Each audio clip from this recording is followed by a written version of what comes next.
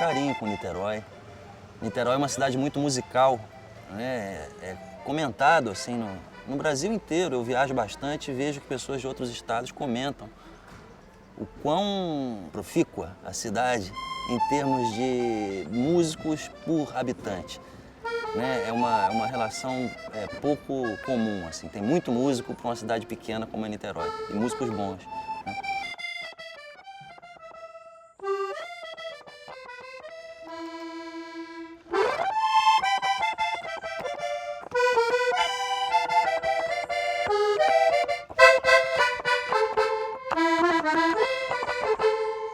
A música para mim é muito mais do que um instrumento, sabe? Uma vez eu falei isso numa aula para acordeonistas, num workshop, e eu não sei nem se eles gostaram muito, porque eu vejo que o acordeonista se apega muito a seu instrumento, né? Muitos deles, inclusive, colocam o nome aqui, né? O próprio nome. Isso é bonito, isso.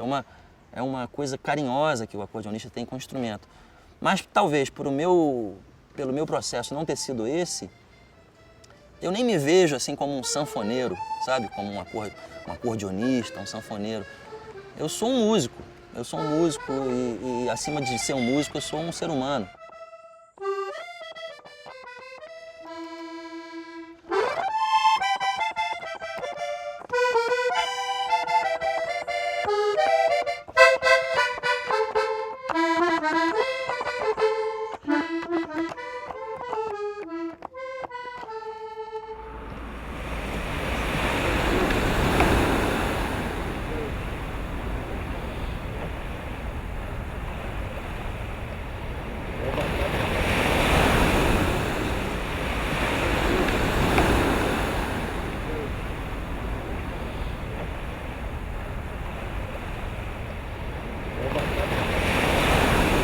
Minha gente, nós vamos falar agora de um valor jovem do acordeon no Rio de Janeiro, que tem tocado com muita gente, tem participado de muitas gravações e, sobretudo, levando adiante as ideias e a música também feita por Chiquinho do acordeon, formando um quinteto também, que naturalmente envolve Radamés Inátali, que era o grande chefe do quinteto, não é? E eu fico muito feliz de já ouvir algumas vezes ele tocando, agora recentemente num disco muito novo de Chico Buarque, também tive a chance de ouvir ele fazendo um bonito solo numa música do Chico. E fico muito feliz, porque essas pessoas é que vão, não é, levando adiante a história do acordeon, tocando jazz, tocando choro, tocando o que precisa ser tocado. E bem, principalmente.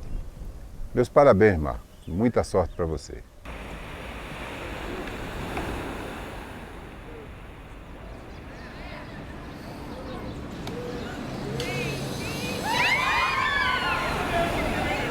Niterói tem essa coisa por ser uma cidade pequena, mas ao mesmo tempo vizinha ao Rio, do lado do Rio, ela tem praticamente tudo que uma cidade grande tem.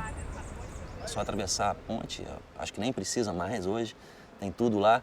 Mas tem uma coisa ainda de cidade provinciana, as pessoas se conhecem muito, né? As pessoas se visitam mais, as pessoas têm mais notícia do que as outras estão fazendo, né? As pessoas vão tomar café na casa das outras. E na minha época de adolescência era comum se encontrar para tocar com uma certa regularidade, mesmo que não tivesse uma banda, né? Porque isso é muito comum quando se tem uma banda, né? Tem uma banda, vamos encontrar para tocar. Mas lá, mesmo sem ter banda, a gente costumava ir um na casa do outro e fazer um som, e encontrar para tocar aqui, ali. Então tem essa característica que agrega as pessoas.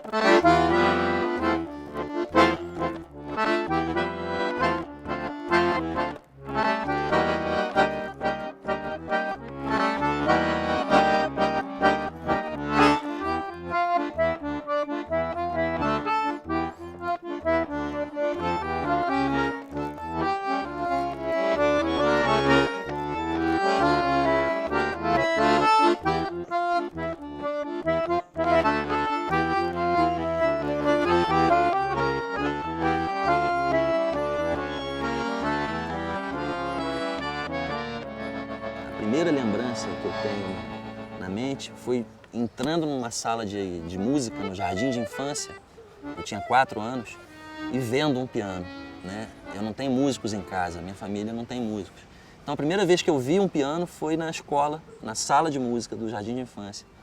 E aquilo me magnetizou de uma tal forma, parecia que eu estava revivendo alguma coisa, parecia que eu estava reencontrando um velho amigo. E quando cheguei em casa, pedi à minha mãe para estudar piano. E aí ela estranhou, mas graças a Deus ela respeitou essa vontade infantil e me colocou na aula de piano. E aí entrei numa escola de bairro, uma escola, um conservatório que tinha, chamava Santa Cecília. E aí, já no ano seguinte, eu fiz a primeira apresentação. Toquei uma pecinha muito simples, os meus pés nem chegavam no chão, assim, eu sentava no banco e o pé ficava balançando, assim. Mas foi uma memória muito nítida, é uma memória muito nítida porque foi muito forte. Foi como eu te falei, parece que foi mais um reconhecimento do que uma apresentação.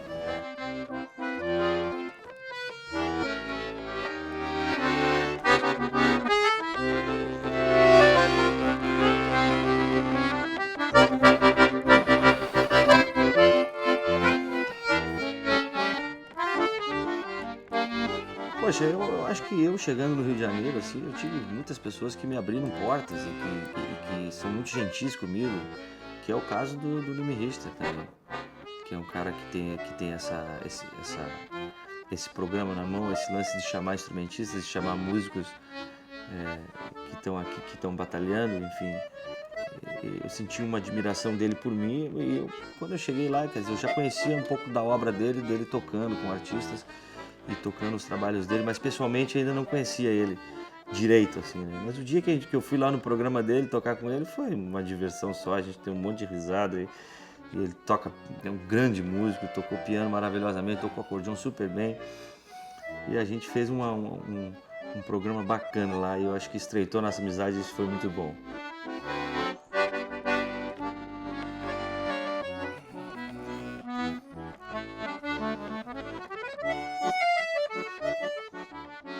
Eu nem me vejo muito como sanfoneiro, né? Nem mesmo como pianista, apesar do piano ser um instrumento mais presente há mais tempo, mas eu me vejo como músico, como homem, como filho de Deus, como uma pessoa que está aprendendo com tudo, né? Para mim a música está em todas as partes, está aqui agora, né? Esse passarinho cantando, esse tss que rolou aqui do lado direito, né? Então o carro que passa, rolou de novo, deve ser um tss de bom ar, alguma coisa assim. Então, a gente está aprendendo, na verdade, com tudo e não só com um instrumento, né? Então, eu procuro ouvir o universo e, de alguma forma, traduzir isso nos instrumentos que eu toco, né? O acordeão também tem uma história muito curiosa, porque meu avô paterno era alemão, daí o meu nome, Nimi Richter, né? Meu avô era alemão e ele tinha uma sanfona que ele guardava numa prateleira, numa espécie de sótão, assim, na casa dele. E ele não tocava no assunto. Meu avô era muito calado. Era um alemão típico, muito calado, muito sisudo, mas ao mesmo tempo muito meigo com o olhar, né? E nas poucas vezes que a gente conversava, ele me perguntava muito sobre música. Ele gostava muito de eu ser músico. Então ele me fazia muitas perguntas, mas não falava nada daquela sanfona. E eu morrendo de vontade de saber qual era a história dele com a sanfona, mas ele era tão fechado, e eu era tímido também, que eu deixava ele perguntar e não perguntava nada. Passaram-se os anos, aquela sanfona ficou lá, meu avô faleceu, não sei que fim levou aquela sanfona. E aí, mais tarde, na adolescência, eu fiz uma viagem para o interior de Minas, para o outro lado da família. A minha mãe é de Minas Gerais, no interior, e eu fui visitar um tio na roça, e esse tio também tinha uma sanfona, e de temperamento oposto ao meu avô. E aí ele já chegou falando assim, ah, Marco, você não é músico? Eu vou lá pegar uma sanfona para você tocar. E aí eu falei, mas tio, eu não sou sanfoneiro, eu sou pianista. Ele falou assim, ué, mas você não toca piano? Então vai tocar a sanfona, assim, eu vou pegar lá e você vai tocar. Aí ele pegou a sanfona, eu devia ter uns 12, 13 anos, e tentei me ajeitar com a sanfona, assim, mas não consegui. Porque é muito diferente. Quem vê assim pensa que quem toca, como ele pensou, quem toca piano toca sanfona, mas é muito diferente. A única semelhança são as teclas aqui, mas o jeito de tocar, a maneira de segurar, a maneira de produzir o som é completamente diferente. Então eu tentei pegar e me enrolei todo, mas eu tive uma ideia brilhante. Eu estava com um amigo na ocasião, o Maionese, o Alexandre Maionese, que aliás é um grande músico, flautista. Eu falei assim, Maionese, tive uma ideia, eu vou colocar o acordeon no meu colo e vou tocar como se fosse um piano, só que não sai som nenhum, né? Então você fica do lado de lá e puxa o fole, abre e fecha o fole e eu vou tocar alguma coisa. E aí conseguimos tocar assim, o acordeon tentava sair do meu colo e voltava, e assim eu toquei. E meu tio ficou rindo muito, ficou me sacaneando muito, falando, precisa dois para tocar uma sanfona velha, né? Mas aquilo serviu como um estímulo e uma certa provocação para que eu um dia estudasse aquele instrumento e voltasse lá e fosse tocar para ele.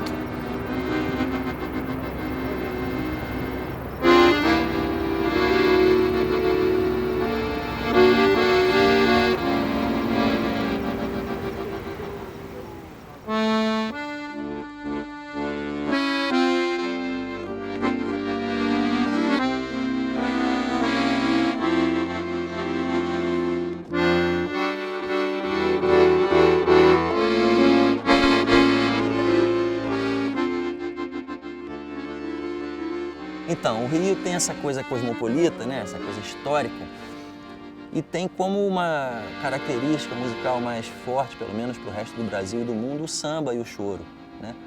Mas o samba e o choro também não são exclusividade do Rio de Janeiro, né? Se pratica, se toca samba e choro no Brasil inteiro, no mundo inteiro. Mas aqui eu acho que foi um berço para esses dois gêneros, né? Então, eu quando tinha meus 13 anos, fui convidado para tocar num grupo de choro. Nem tocava acordeon, tocava piano. E aí eu aprendi muito com as músicas do Pixinguinha, do Valdir Azevedo, do Jacó, do Bandolim, do Ernesto Nazaré, né?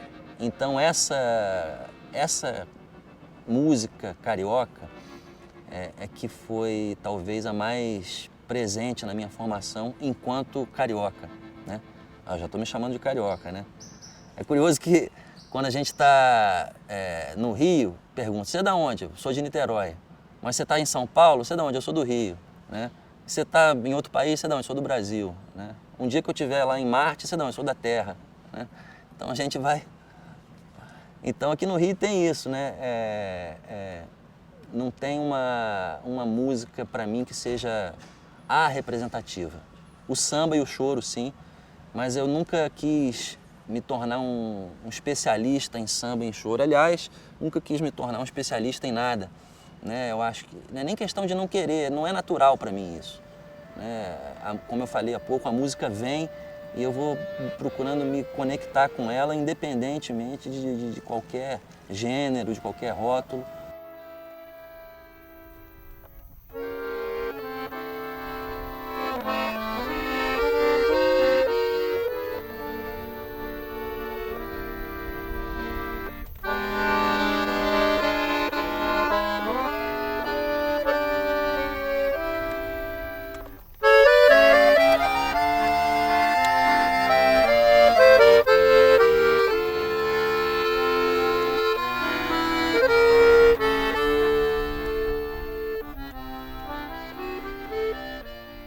Bom, para começar, do Brasil, a referência maior é o Dominguinhos, né?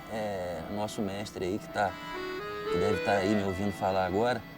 E olha que para mim ele é uma referência não pelo fato de ser acordeonista, né?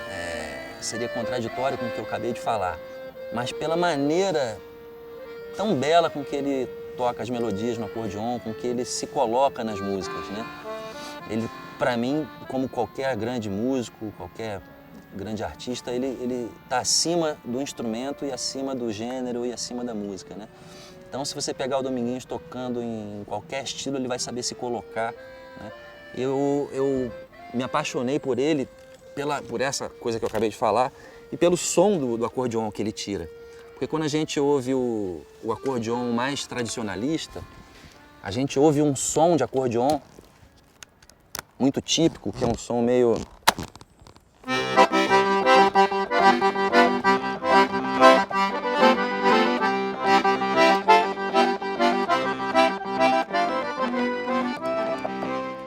E o Dominguinhos, ele toca de um jeito mais... aquela música.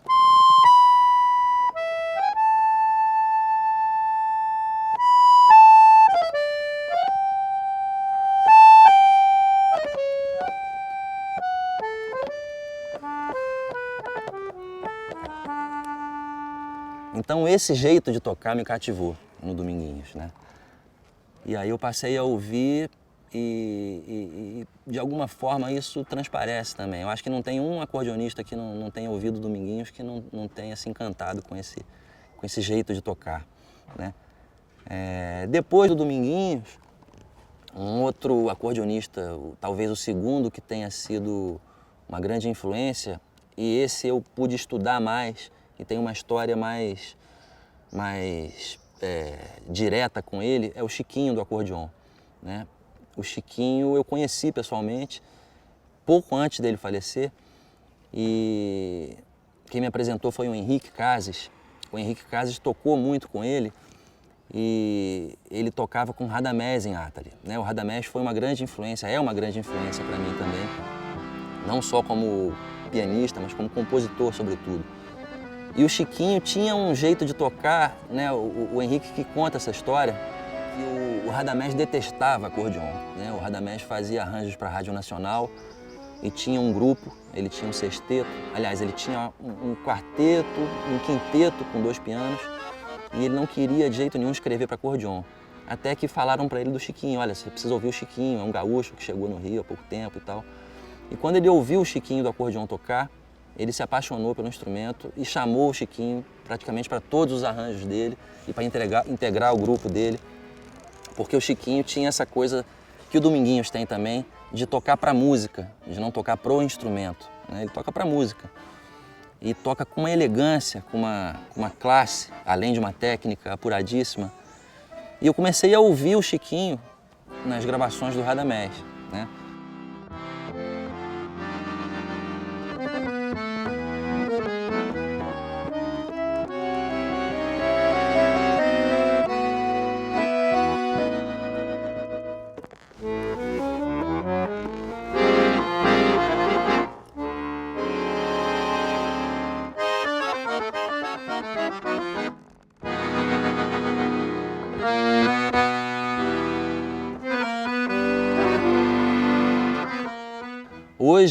Hoje não, desde 2000, o Henrique Cases remontou esse grupo que o Radamés tinha, o Radamés em Atali Quinteto, e agora eu faço parte de um grupo chamado Novo Quinteto, agora desde essa época, onde eu assumi o papel do Chiquinho, né? Eu toco os arranjos originais que o Radamés fez para quinteto, fazendo a parte do acordeon.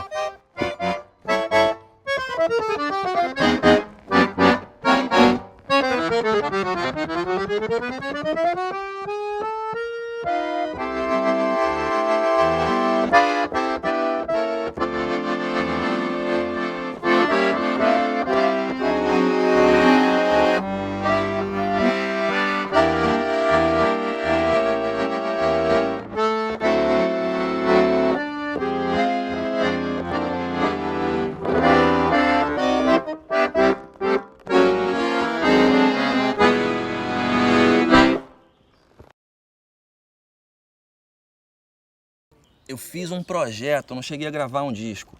Eu fiz um projeto porque aqui no Rio, durante uma época, havia um espaço no Leblon, no Rio Design Leblon, para tributos, né? Era uma vez por mês, um artista era convidado a fazer uma pesquisa e apresentar um trabalho referenciando algum músico, né? E me chamaram para fazer Piazzolla, mas Piazzolla tocava bandoneon, eu não sei porquê, por mais que eu tenha influência do Piazzolla, depois até posso tocar alguma coisa dele, mas naquela época me deu vontade, até por uma curiosidade, porque eu não conhecia o Art Van Damme, né? Eu falei assim, eu quero fazer um tributo ao Art Van Damme. Mal sabia o cara que eu nunca nem tinha ouvido o Art Van Damme. E aí eu fui pesquisar e fiquei fascinado com o jeito dele tocar, né? Então foi uma influência a partir dessa pesquisa, porque ele é um acordeonista que trouxe o acordeon para o jazz e fez disso uma coisa conhecida. Não que tenha sido o primeiro, mas talvez tenha sido mais conhecido, o pioneiro, né, a tocar jazz no acordeon. E aí eu aprendi com ele, estou sempre aprendendo, mas uma coisa de tocar dentro do estilo jazzístico, mas tocar em bloco. É uma coisa meio assim, ó. Uma balada jazz.